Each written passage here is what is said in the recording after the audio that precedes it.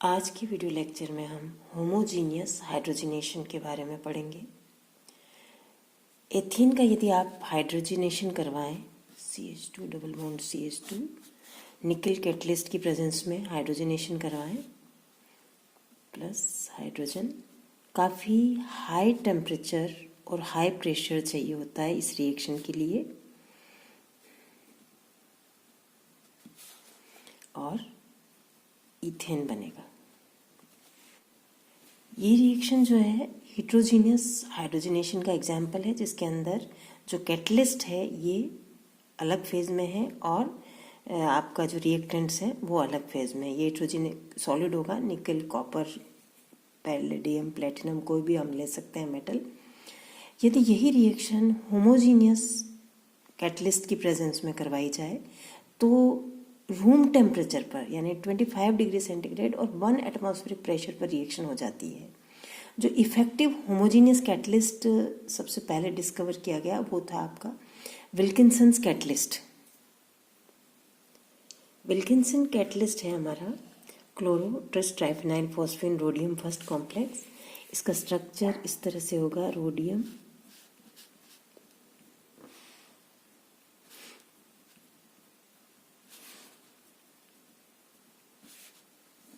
ये है, यहाँ पर रोडियम फर्स्ट ऑक्सीडेशन स्टेट में है। ये एक या दो लिगेंड्स को ऐड कर सकता है और प्लस फर्स्ट से +3 ऑक्सीडेशन स्टेट में ऑक्सीडाइज हो सकता है। इसकी तरह ही कई ट्रांजिशन मेटल आयन कॉम्प्लेक्सेस हैं। For example ruthenium +3, ruthenium +2, cobalt +2, cobalt plus, iridium plus, palladium, platinum, copper, silver, इनके मेन मेटल्स के जो कॉम्प्लेक्सेस हैं वो भी हाइड्रोजनेशन रिएक्शन को प्रमोट कर सकते हैं। और किस तरह से करते हैं कि ये एक्टिवेशन एनर्जी को बहुत ही कम कर देते हैं। होमोजेनियस हाइड्रोजनेशन के लिए कुल 2 मैकेनिज्म प्रपोज की गई है। पहली है जिसके अंदर एक डाईहाइड्राइडो कॉम्प्लेक्स बनता है और दूसरी के अंदर मोनोहाइड्राइडो कॉम्प्लेक्स बनता है। पहले अपन एक एक करके डिस्कस करते हैं। पहले लेते हैं डाईहाइड्राइडो कॉम्प्लेक्स मैकेनिज्म। इस मैकेनिज्म में जो कैटलिस्ट है ये हाइड्रोजन मॉलिक्यूल से रिएक्ट करेगा और डाईहाइड्राइडो कॉम्प्लेक्स देगा। इसके अंदर आप देख रहे हैं रोडियम फर्स्ट ऑक्सीडेशन स्टेट में, यहाँ पर रोडियम थर्ड ऑक्सीडेशन स्टेट में। इस स्टेप में आप देख रहे हैं मेटल का ऑक्सीडेशन स्टेट बढ़ रहा है प्लस हाइड्रोजन मॉलिक्यूल ऐड भी हो रहा है।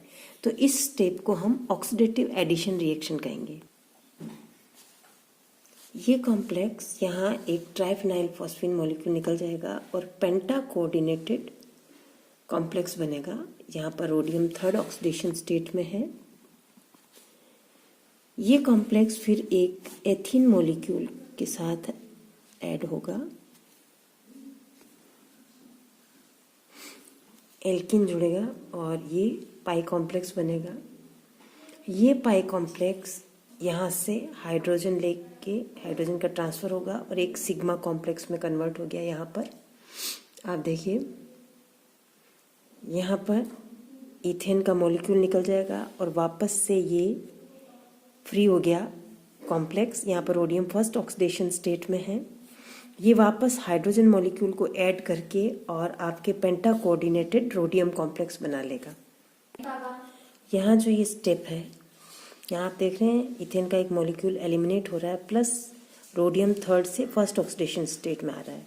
तो इस स्टेप को हम रिडक्टिव एलिमिनेशन स्टेप कहेंगे। जो सेकेंड मैकेनिज्म दी गई है ये है मोनोहाइड्राइडो कॉम्प्लेक्स मैकेनिज्म। इसके अंदर जैसे कुछ कॉम्प्लेक्सेस हैं, ये कॉम्प्लेक्स आप देख रहे हैं हाइड्राइडो carbonyl tris triphenyl phosphine rhodium complex, या इरिडियम के अंदर हाइड्राइडो carbonyl tris triphenyl फॉस्फेन iridium complex. ये जो कॉम्प्लेक्सेस हैं जब अपन इनको काम में लेते हैं तो जैसे हमने पहले देखा था कि फर्स्ट स्टेप में जो एथीन है उसके कोऑर्डिनेशन से पहले रोडियम ऑक्सीडेटिव एडिशन होता है हाइड्रोजन का। तो इसके अंदर उस स्टेप की कोई ज़रूरत नहीं है, इसमें ऑक्सीडेटिव एडिशन नहीं होगा। मैकेनिज्म किस तरह से होती है देखते हैं हम। जैसे ये रोडियम फर्स्ट कॉम्प्लेक्स है, हाइड्राइडो कॉम्प्लेक्स है ये कार्बोनिल, इसमें से एक ट्राइफिनाइल फॉस्फीन का मॉलिक्यूल निकला, ये 4 कोऑर्डिनेटेड रोडियम कॉम्प्लेक्स बना। इसके ऊपर एथीन मॉलिक्यूल ऐड होगा और ये पाई कॉम्प्लेक्स बनेगा। यहाँ पर ये पाई कॉम्प्लेक्स बना है। ये पाई कॉम्प्लेक्स हाइड्रोजन यहाँ से शिफ्ट हुआ और सिग्मा कॉम्प्लेक्स में कन्वर्ट होगा इस तरह से। अब यहाँ पर हाइड्रोजन ऐड होगा, ये देख रहे हैं आप, और रोडियम थर्ड ऑक्सीडेशन स्टेट में कन्वर्ट हो रही है। यहाँ पर हाइड्रोजन का एक मॉलिक्यूल इधर इस पे आएगा, इथेन मॉलिक्यूल निकल गया और ये आपका कॉम्प्लेक्स फिर से फ्री हो गया। यहाँ पर ट्राइफिनाइल फॉस्फीन का मॉलिक्यूल आया और ये फिर से मिल गया हमें, और ये इस तरह से चलता रहेगा।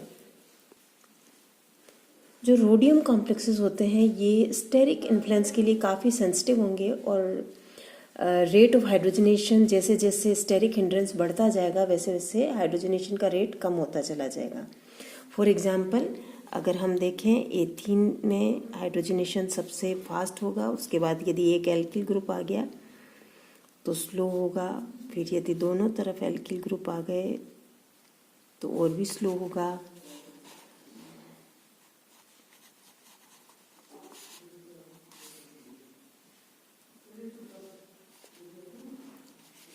ये इस तरह से होगा।